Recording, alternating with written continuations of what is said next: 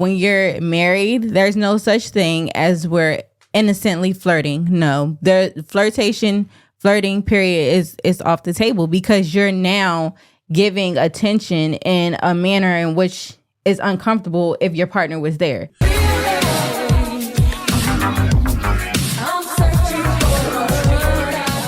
What's up, real ones? Welcome back to the Relationship Podcast, where we're bringing the real back to relationships. Yes, sir. I'm Asha Steele. I'm Devin Steele. And we're so excited that you guys are tuning in today with us. Yeah, because we got another great episode for y'all this week. But before we get into the topic, we got to discuss the hair. We got to discuss the hair. That's my keeping it real, okay, you guys? Right. Let me keep it real, okay? I didn't even know. I just wanted to bring some attention because if you're not on YouTube, you missing out right now. Yes. All right, because there's a sight to see inside this studio. Oh, thank you, babe. Thank you. But no, that was my keeping it real moment because you guys, if y'all not watching, y'all listening, I'm going to need y'all to stop, pause, go get a glimpse of this, greatness, and then you can go back and listen because I cut my hair. Now, ladies, y'all know. If y'all know, y'all know, right? Y'all go through something when y'all cut your hair? No. I mean, some people do. But let's just throw that out there. Are you going through something? I'm not. All right, bet. But when you get your hair done and it's just like flowing right, it just makes you feel so great. Like you just feel vibrant. I feel like that's like when we just get pampered in general, like with beauty services. Like if you get your nails done, your hair done, makeup, whatever case may be, you just feel like done, everything did. Yeah, you just feel like a new woman. So yes, y'all. Long story short, okay, how we got to this point. Yeah, welcome to it because it was a your girl, okay. Now, if y'all don't know, I'm a retired, and I'm gonna say retired stylist because listen here, I was trying to get myself a new look, y'all. Okay, now if y'all, like I said, if y'all follow us, y'all seen how my hair looks before. My hair was very long. It's been growing out since pregnancy and everything like that, even before. But I wanted a different look, and I wanted a bob. Right. Now with my hair down my back and cutting it short, that wasn't going to happen, right? I wasn't about to cut all my hair off to get a bob, to get this look. But I'm just like, I think it's the mom. The mom, like, it's the I don't mom know. In me. It's the mom in me. Like, once you have, a baby and you been through, the postpartum, and now you're back at trying to, like, get back to your regular self and the groove of just you, it's like, I just want to freshen up, right? I want to do something new. I want to take a shower for that. I can't. What you mean, freshen like, up? Put some deodorant on? You just be feeling. I don't know. Y'all moms can comment and let me know if y'all know what y'all feel me. But it's just like you want to just spice it up a little bit, right? It's like I've been worn down. I done had a mom bun in for so long. You wear the shirts with the baby throw up and stuff all on you, and you just feel like this is not me. Who is this? Mm-hmm. So. So I wanted to switch it up, okay, y'all. And I called myself, giving myself like a weave and cutting it into a bob.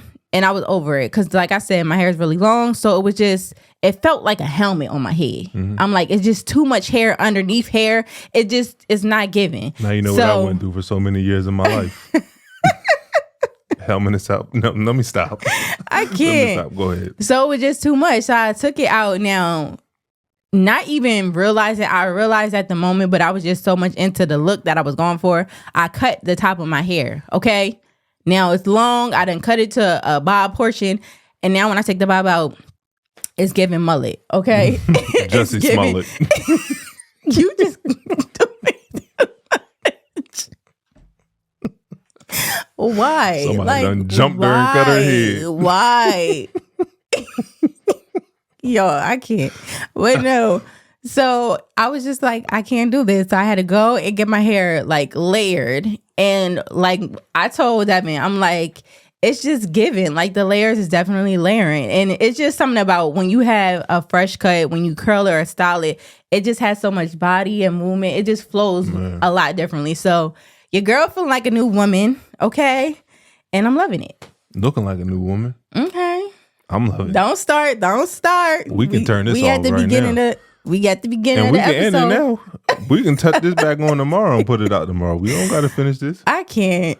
Nah, I cannot. But I like the look. Thank you, babe. Especially, I think that, like you said, when it spices things up, like you Why are you looking at me like that? Like I'm about to say something crazy. I promise you, I'm not. Y'all know he go left. No, because like quick. when you've been together with somebody for over a decade, like sometimes you get used to seeing them a certain way, right? So then when they make certain changes, you notice it and it spices it up. Okay. That's all I was going to say. I'm not about to say nothing else. I'm keeping it calm this whole episode. Okay. All right. So let's get into this because we're going to wrap this up real quick. You know what? Let's get into the topic. It's not going to be a long episode, but we feel like this was an episode that we needed to touch on because a couple of weeks ago, we put out an episode in which somebody had wrote in a message from a real one.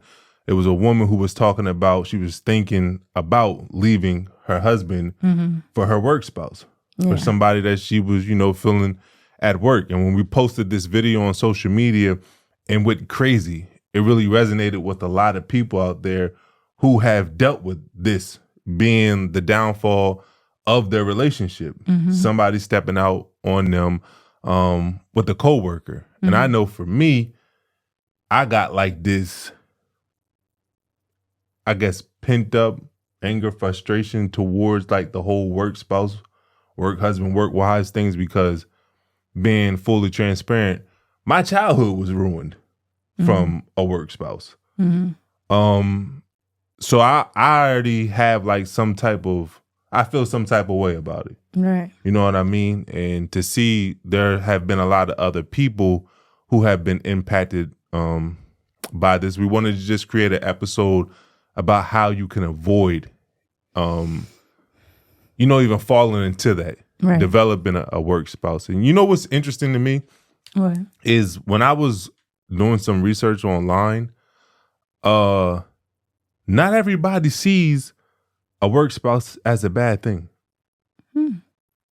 Which was crazy to me. I want to read something to you before you jump into it. I want to read one of these articles that I read on Modern Intimacy where she was basically making an argument of whether or not a work spouse is a problem. And I want to read what her definition is first of a work spouse. She says that the term work spouse, whether it's a work wife or work husband, is a person, someone who engages with at work who often meets some sort of relational need, most commonly emotional support. There is typically no physical contact with these relationships, but some argue that work spouses are a form of emotional cheating as someone is viewing another person as a fake spouse when they have a real spouse back at home. It says, why would someone be motivated to see someone they work with as a fake partner if there's nothing romantic attached to it, and if they have a partner they return to at the end of the day when they leave work? One theory is that having a work spouse taps into a fantasy someone might have, whether it's the allure of a clandestine romance, even if it's not acted upon. It doesn't necessarily mean that someone wants to or will cheat on their real partner back at home, but it could be an indicator that something is missing from the primary relationship. She also says that another consideration is that someone could see a work spouse as an escape from their real relationship. That sounds crazy to me. But she also goes on to say a work spouse doesn't necessarily have to be a problem, but it has the potential to if relational lines are crossed. I don't even know how you come to the point where you say that work spouse can potentially not be harmful to your relationship. Yeah. I think it's also important for me to say in her bio, she says that she's passionate about mental health, social justice, and she spends her free time listening to true crime podcasts. Now, I don't know if she's trying to get more content for these true crime podcasts, because you know what this will lead to. I can't. If you get caught up in doing this stuff, but I just don't see how people don't see this as a problem. Yeah. Automatically, it's a red flag. Like, why would you even, like, in the beginning of what you were reading, why would you want to look at someone outside of your spouse, your marriage, your relationship as someone with the same title? You know, what value does that hold? Like, I feel like, why have we gotten away from the term work friends? Like, we can have work friends, right? Co-workers that are of the opposite sex, and it not be something more than what it is, just being friendly. and call it what it is. Like, I don't understand why we have to use the word husband or wife when referring to someone at work in a certain light if it's not more than, right? Yeah. Because to me, automatically when I think of it, and I've never personally had a work husband or whatever that I work with outside in corporate world, outside of my relationship, but to me, I automatically think, okay, well, they're doing the same thing. I need to say I never had that either. I played in the NFL, so I better not have that. So I just want to throw it out there. Right. But my spouse was at home and only at home. But no, they I would think that they're playing certain roles. Like, we saw a video on social media as well that was kind of mimicking what a work spouse or work husband would funny, be. But it ain't funny. And it was basically okay, the husband, he was massaging her feet and giving her sweet words and nothing, how she's so great in this, that, and the third, bringing her food and all this other stuff. And I'm like, okay, is this what you're doing? Because this automatically is inappropriate. So I don't know how anyone can rationalize calling someone, oh, this is my work husband, work wife, whatever the case may be, and it just be just that. Because if it's just that, then we're just coworkers. Yeah. We just have a great friendship, relationship. We can communicate. We can go out to lunch together, talk at lunch, this, that, and the third. But why are we adding the extra verbiage? Yeah. And I agree with you. I feel like words have power. Mm-hmm. Titles mean something. Mm-hmm. Like when I asked you to be my wife, I'm asking specifically you to be something in my life that nobody else can be. Right. And that I don't want nobody else to be. And I don't want to be anybody else's husband because I understand that being a husband is just not a noun. It doesn't just mean that I have a wife at home. Mm-hmm. It means that I have a duty. It is also a verb, and duties in which I will carry out to you and my family. Let's break it down real quick. A lot of people don't understand that the word husband is a combination of two words, which is house and band. So by definition, it's the husband's job to bind, tie the house together. Okay. It's his job to keep the house in order by carrying out three specific duties. Number one is stewarding, managing, and cultivating. A husband, as a steward, he acts out a sense of responsibility to take care of and oversee the needs of his wife. As a manager, he's not a dictator, nor does he seek control over his wife, but he engages his wife in a way that brings the best out of her. Mm-hmm.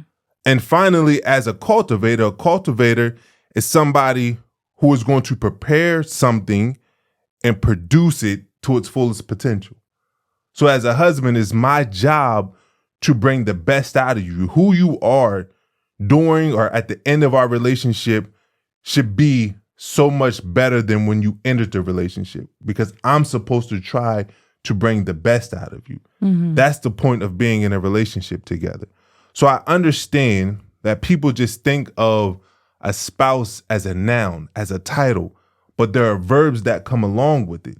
And when you are just giving anybody this title that they have not worked for, that they are not willing to carry out the duties for, it's a slap in the face to the person you said I do to spend the rest of your life with. Mm-hmm. Like, I couldn't imagine you coming home one day, like when they say that some couples are okay with the other having a work spouse, I would never be okay with that. Right. Because we are supposed to hold each other in high regard. Like, we're supposed to put each other up on a pedestal over everybody else in this world. So I wouldn't dare give somebody that title that you possess. That makes absolutely no sense. Yeah. I feel like people water down their behavior and things now just to try to make it fit their narrative, fit oh, it's okay. Because just imagine how uncomfortable it would probably be if you're going to one of those, company dinners or something. Holiday and party. You introduce your work bae, your work husband, work wife to your actual husband or wife. And now I'm thinking what is you doing as a wife at work that I'm not doing at home for you to even be introducing. You know, it's very awkward. And I'm pretty sure most people are not, I would think, not that bold or comfortable to say, oh, this is my work husband to their partner, right? It's something that's kind of like an insider. Shared amongst their friends. Yeah. So I'm pretty sure. But just think, to me, how if you were in that scenario where you're doing that, how uncomfortable and awkward that would be for your partner. Like it would be a lot of explaining that needs to be done to say, okay, well, what calls for this? Right. And even if you are explaining it as, oh, it's just like kikiing, it's not that big of a deal. Now that person has to rack their mind thinking about what are you doing outside the house at work that put you in that position to feel comfortable and to look at that person in that light.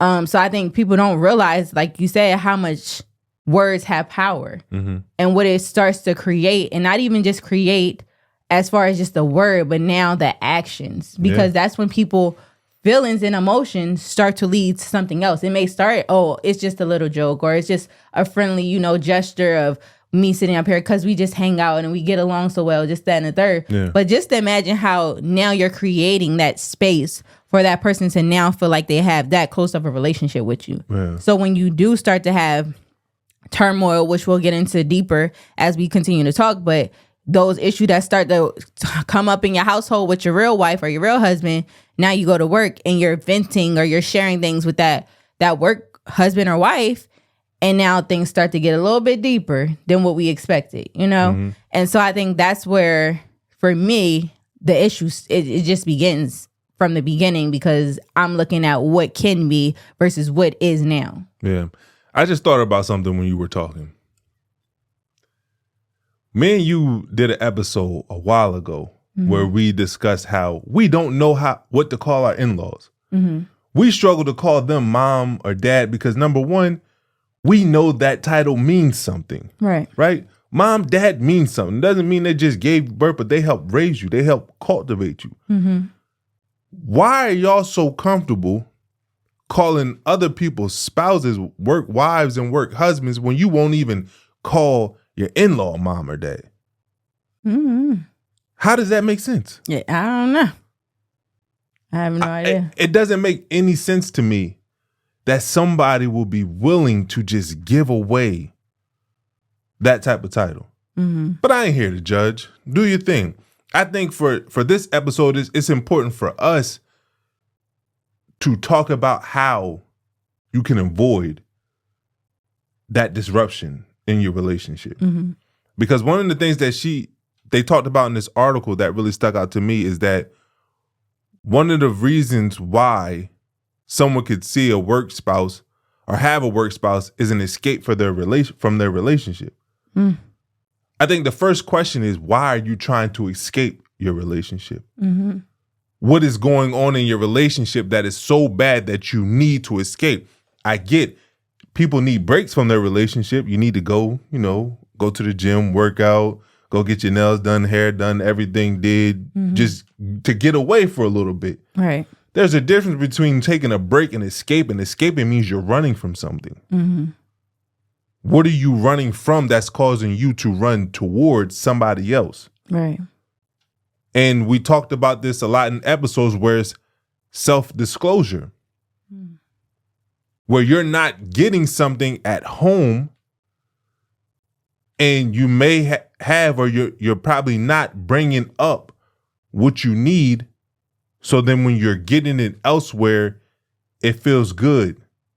And we also talked about, I want to bring this up really quick before you go, how in healthy relationships, people build walls around that relationship to protect it.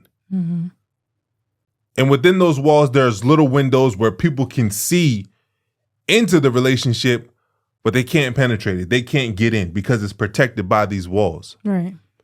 And what you will see happen when people are dissatisfied in a relationship and they're not talking about it, they're not discussing their issues, they begin to lower these walls in their relationship, and then they start to build walls around the so-called work spouse. So now you're building up this wall to protect your relationship with the work spouse because it feels so good. You don't want to mess it up. And now there's a window where your spouse is looking through. Right. It's completely flipped now. Mm-hmm. You're lying about what's going on at work. You're faking like you have meetings so you can go to lunch. Whatever you're doing, you're protecting that new work spouse instead of protecting your real relationship at home, and it completely destroys everything. Yeah, it definitely does. I think you touched on some great points, because I feel like a lot of times people say communication is key, right? Mm-hmm. And that is not the case, right. because you can communicate just, oh, how was your day? How was work? This, that, and the third, and then not be what needs to be communicated. What the issue is, what you're communicating with that other person. Mm-hmm. I think when you're communicating with your partner, you should be communicating often, and you should be communicating effectively. Mm-hmm. So we should be talking in depth. We should be able to express ourselves fully, because when you look, like you said, you're escaping something. Okay, well, now I'm not dealing with the things in-house with my partner. I'm taking that and I'm sharing it elsewhere. Or even if I'm not sharing it, I'm just going elsewhere to, have a sense of relief, right? Mm-hmm. Because I can't really address the concerns that I have, the issues that I have in my relationship. And that doesn't change anything. It doesn't fix the problem. You're either putting a void on it, or now you're placing that on the back burner and allowing someone else, like you said, to come in and penetrate your relationship. Yeah. And so I think when you're communicating with your partner, it should be a constant everyday thing, right? Mm-hmm. We should be able to have a safe space where we can be open and honest and effective with our communication. Right. And it's not going to be pretty. It's not going to be great all the time. Like, sometimes the conversations might be uncomfortable. They might be uneasy. They might go bad. But it's about doing that so that you have that space where it's like, you know what? I don't have to worry about going outside my relationship to communicate. I don't have to worry about escaping my relationship, right? Yeah. Because I feel safe. I feel secure. I feel heard with my partner. So if I am having a bad day, or if we are not getting along, we have the tools necessary to navigate through that. Yeah. We know how to communicate so that we can work through our issues. I think that's crucial when you're talking about work husband, work wife, when you're speaking of feeling of escaping. I don't want to escape. I know, like you said, you're going to have your ups, your downs, but I'm not looking to go elsewhere when I'm having my downs. Yeah. We had a really interesting conversation with John and Julie Gottman, who are the lead experts, researchers in relationships. And you just discussed about having conversations, and sometimes they may not go well, but you have to have those tough conversations in order to have certain breakthroughs in your relationships to protect it. He said something to us that I was like, man, that would be a tough conversation to have with your spouse. But I got where he was coming from, where he said, sometimes you might not even know what's missing from your relationship because you have gotten so used to how things are that you just accepted that you will probably never receive whatever you was receiving in the beginning again. Right. So let's just say you go to work and your coworker, who, y'all just friends, it ain't nothing really big, but they give you a compliment and it feels so good because they noticed you, and in your relationship, you rarely receive compliments. And it feels like your partner doesn't know you. So it feels so good. Right. And instead of you going home and like really processing, like, why did that feel good? It didn't just feel good because he said it to me. It felt good because I'm not receiving that at home. So you have a conversation with your spouse and you say, I just wanted to bring this up to you, but I received a compliment at work today and it felt good. Not because it came from a certain person, but because I felt seen. And I used to feel seen a lot in this relationship, but as time went on, it's like the compliments aren't there anymore. Right. So can we work on that? Like disclosing that, okay, something happened outside of our relationship that felt good. I yearn for that in our relationship. Let's see how we can do it. Then that protects your marriage from this person over here, because now your husband or your wife is like, all right, let me work on giving them more compliments because that's what they need. But that's not what happens a lot of times. You will get that compliment from this person. You want to go home, maybe not, and talk to your spouse about how you felt, but you don't. So you start to protect it. This is now you starting to keep secrets from them. So now you're going to work, you dressing better, you doing your hair, you getting your haircut done, you putting on makeup, you going all in to get that compliment again from that person. Now y'all trying to make sure if they go to the break room, you go to the break room at the same time as they are. Right. Like fake accidental meetups. Right. You know what I mean? So then you start to build that chemistry with that person, all because you didn't disclose what happened day one. And that happens a lot of times in relationships. And if you just open up and you just talk and you're respectful and you're responsible about the way that you deliver the message, like you said, it's not just about communication, but it's about connecting. Can I communicate with you about how I feel, and it connects with you in a way in which things change? Right. I think that ties into just not letting the fire burn out in your relationship, right? Yeah. And if it does burn out, knowing how to spark it. I think that's so important, because a lot of times, we're so distracted. And we talked about this so many times. We're distracted by our relationship, by life in general, right? By the roles that we play, the things that we have to do, the responsibility that we have, that we don't put that intention onto our partner. We're not being intentional with, having date nights. We're not being intentional with practicing and using our love languages. We're not being intentional with any of that. We're just existing with our partner. And that fire burns out. And it's crucial to keep having that flame just going and understanding, okay, if it's not going, how do we relight this? How do we get that spark back? Because that's going to help deter you from wanting to go to an outside person, because it's just like, oh, I get everything that I need at home, right? When I go home, I feel full. I feel excited. I feel, energized. I feel like I just want to, I want to, but I can have the best time of my life with my partner, right? Yeah. If someone is, like you said, giving you that compliment outside of your home, now you're getting validated and you feel good from another person, versus, oh, I get compliment all the time from my husband. Like, you compliment me, it doesn't really faze me. Like, I it's appreciate just like, it. Right. It doesn't faze me to the point where it's just like, dang, like I realized I was missing something. Yeah. And now it's a void. And now this person is filling a void that you didn't even realize until that action, right? Yeah. You're so used to it. So I think that's very important for you in your relationship, to always, always be mindful of that fire, that spark in your relationship, and continuously do things to keep that spark lit. Whether it is, like we said, switching it up. If you want to get a little spicy, switching up the look, going different places, having date night, going on vacation, just doing things within whatever you describe for your relationship and your means, whatever that may be, to keep it spicy and to keep that fire burning. Yeah.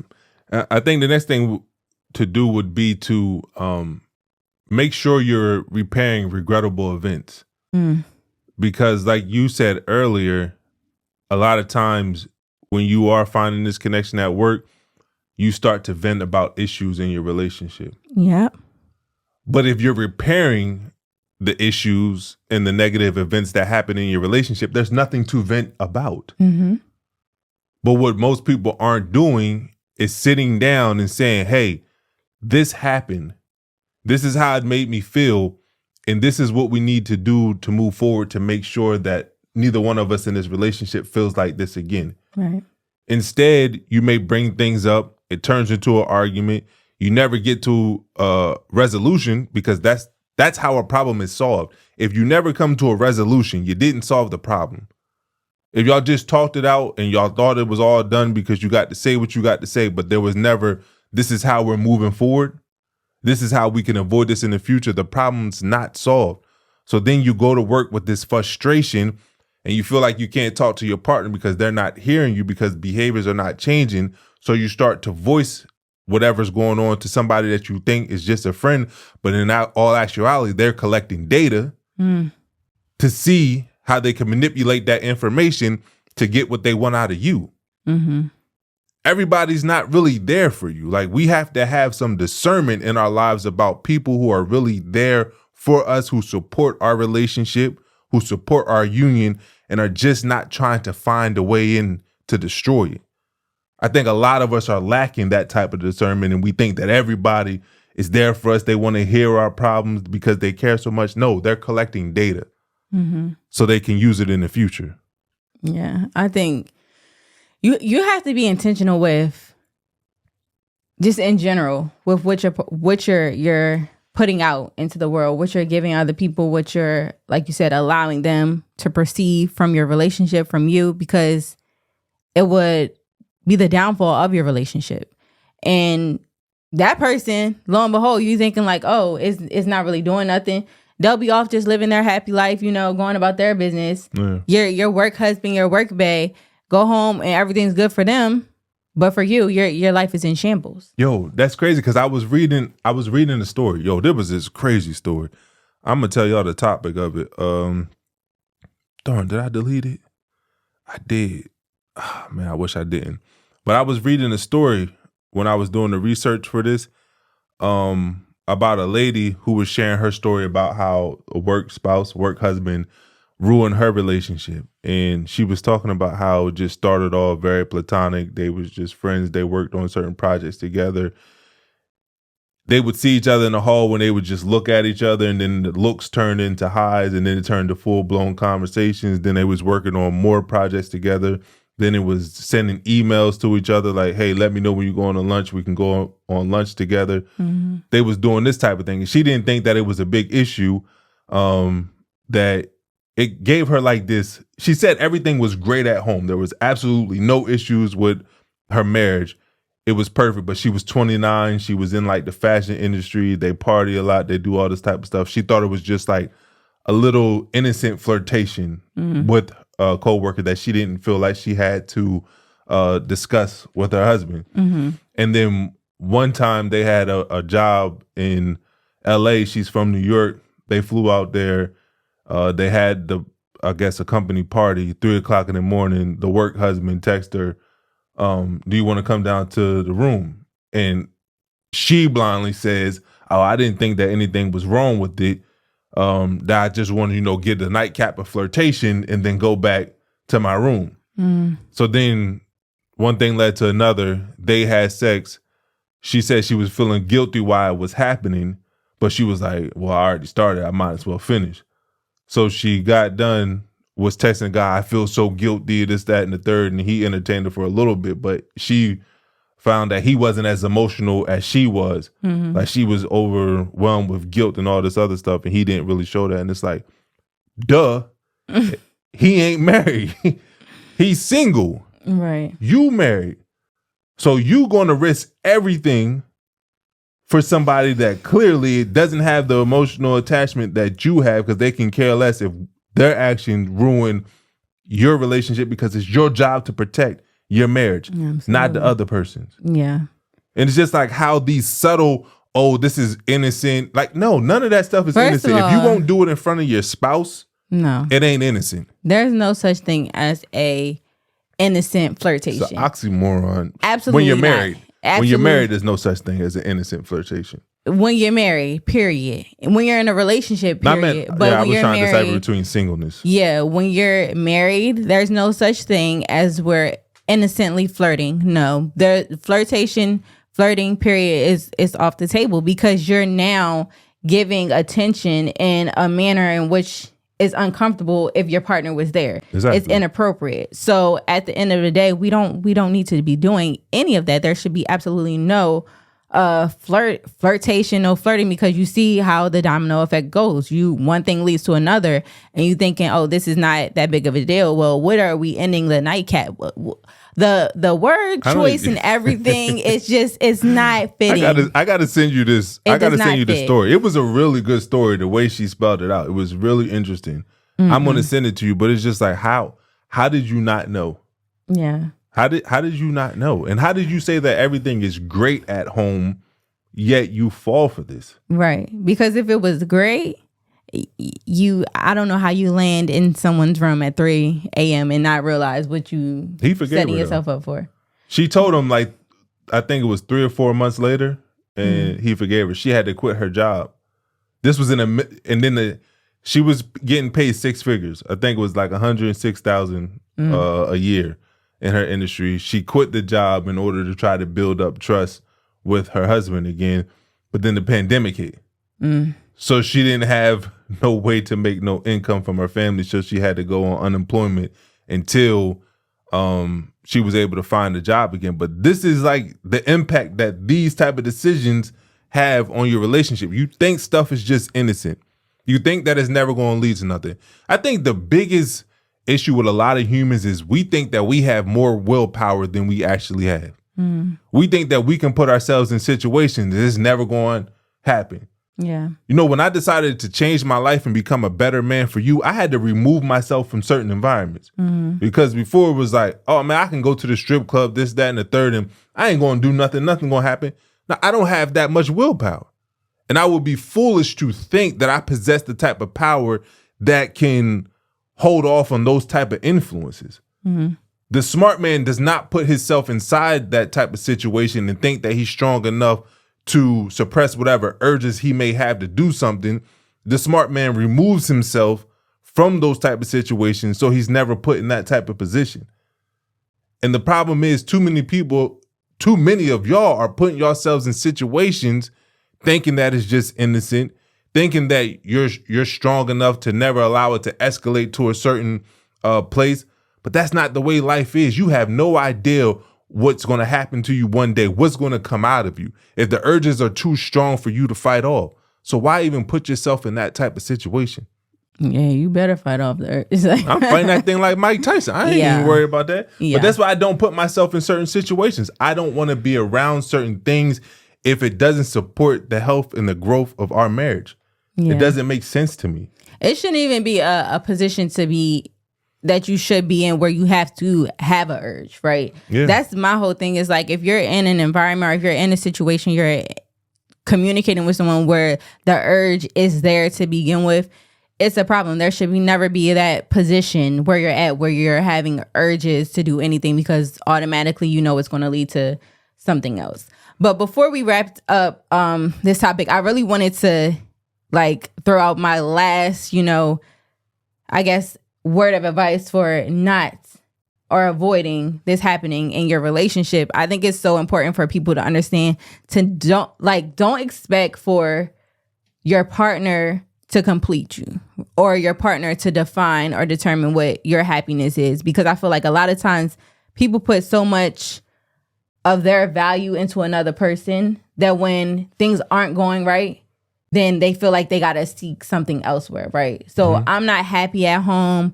I feel like my partner doesn't see me, this, that, and the third. Like you're putting all of your value, all of who makes you you into this person. And the moment that y'all have a disagreement, the moment that things aren't going well, you're seeking other people to fill that void, to fill your cup up versus you filling it up for yourself so that you're not allowing someone else to determine your happiness, allowing outside individuals to say, you know what, you're worthy, right? It should be you already know that. And of course, your partner telling you that it's an added bonus, but I already know that I'm complete. I already know that I'm worthy. I already know that I'm happy and I'm whole as Asha. And I don't need someone else to define what that looks like for me. I think when you have that mindset, you're not easily swayed by someone else.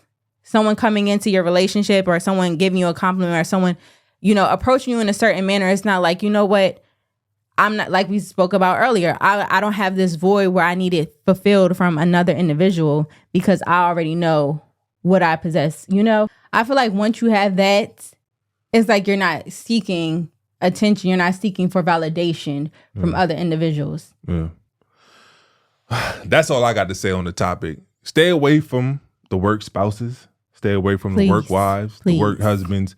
Make sure that you're building walls around your marriage, your relationship, and protecting that and not building walls around other relationships that may feel good to you, that may be filling a void that you're not really getting inside your relationship currently. Yeah. Well, you guys, we hope you enjoy this episode. And then until next time, keep it real. Yes, sir.